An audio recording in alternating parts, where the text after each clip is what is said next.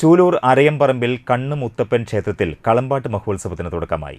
രാവിലെ ഗണപതി ഹവനം, വിശേഷാൽ പൂജകൾ, തുടർന്ന് ശ്രീ കണ്ണ് മുത്തപ്പന് രൂപക്കളവും എഴുന്നള്ളിപ്പും നടന്നു.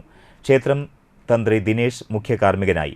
ക്ഷേത്രം president Sadanandan, secretary Pradeep Arayamparambil, treasurer Aneesh, രക്ഷാധികാരി സത്യദേവൻ എന്നിവർ ചടങ്ങുകൾക്ക് നേതൃത്വം നൽകി.